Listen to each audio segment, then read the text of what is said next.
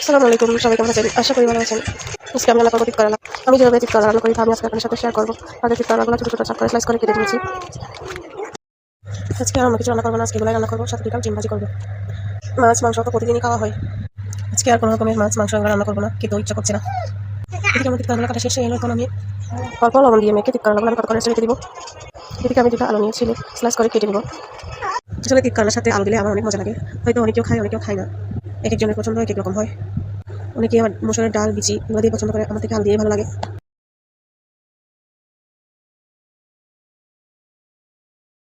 এবার আমি পেঁয়াজ কাঁচামরিচ কেটে নিব।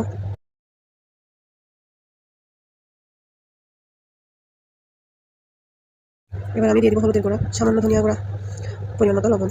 এগুলো দিয়ে ভাজি করবো, আমি কারণ কোনো কিছু আর ব্যবহার করবো না।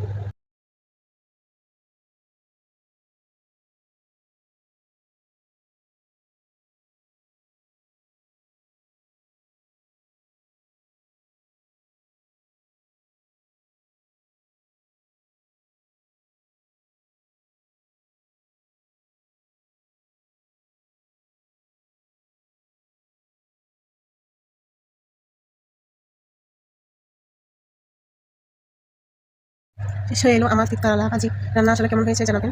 সবাইকে ধন্যবাদ।